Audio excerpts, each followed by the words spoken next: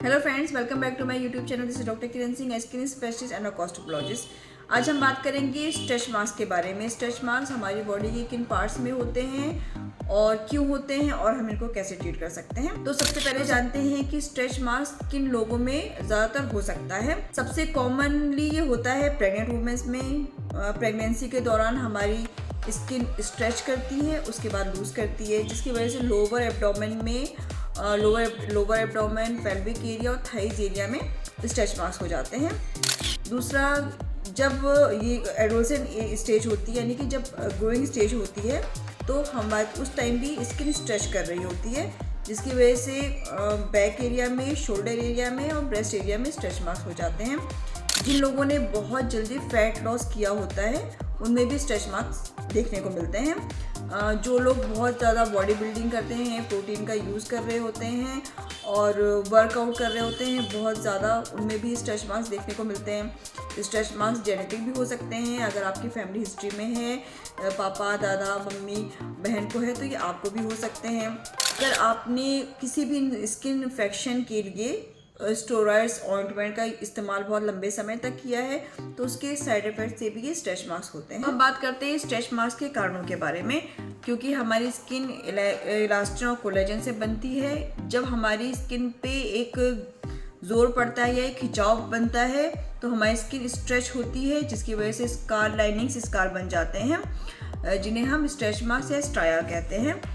ये दो तरीके के होते हैं। अगर जब हमारी स्किन के जो ये स्ट्रेच मार्क्स होते हैं, ये रेड कलर, पर्पल या पिंक कलर के होते हैं, इसे हम अर्ली स्टेज बोलते हैं, जिसे मेडिकल टर्म में स्ट्राया रूब्रा कहते हैं।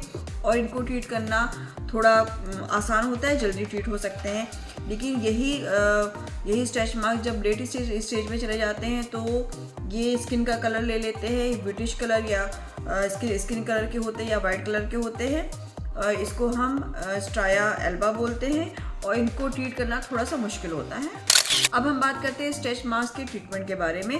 सबसे पहले तो ये जानते हैं कि जिन लोगों की स्किन बहुत ड्राई होती है, मॉइस्ट नहीं होती है, और जो लोग कम अपनी स्किन को हाइड्रेट नहीं रखते हैं, उनमें स्ट्रेच मार्क्स बहुत जल्दी पड़ते हैं। इसलिए सबसे पहले तो हमें अपनी स्किन को मॉइस्ट रखना बहुत ज़रूरी है। स्पेशली जब प्रेगनेंसी होती है, उस टाइम पे प्रेग्नेंट वुमेन्स को मॉइस्चराइज़र की जगह कुछ ऑयल्स के इस्तेमाल से अपनी बॉडी को मसाज करना चाहिए। जैसे ऑलिव ऑयल, नारियल का तेल, बायो ऑयल्स आते हैं और कैस्टर ऑयल। इन सब ऑयल से आप अपनी बॉडी को ड्यूरिंग प्रेगनेंसी यूज़ करके अपनी स्किन को आप मॉइस्ट रखेंगी, तो आपके बहुत कम चांसेस बने रहेंगे आगे चल के आफ्टर प्रेगनेंसी स्ट्रेच मार्क्स होने के।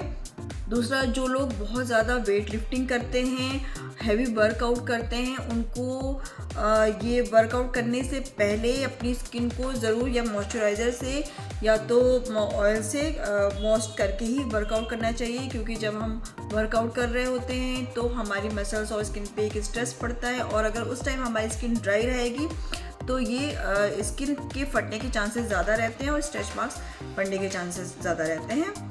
जिन लोगों में विटामिन ए, सी, डी और ई की डेफिशिएंसी रहती है, उनमें भी स्ट्रेच मार्क्स होने के बहुत ज़्यादा चांसेस होते हैं। इसलिए हमें अपनी डाइट में ग्रीन वेजिटेबल्स, फ्रूट्स, जूस जैसी चीज़ों का इस्तेमाल ज़्यादा से ज़्यादा करना चाहिए। वो लोग क्रश डाइटिंग कर रहे हैं या बहुत जल्दी अपना वेट लॉस जिन्होंने किया है, उनमें ये स्ट्रेच मार्क्स बहुत ज़्यादा दिखते हैं। इसलिए अगर आप अपनी वेट लॉस की जर्नी पे हैं, तो अपने वेट को बहुत जल्दी कम मत करिए, धीरे धीरे करके कम करिए।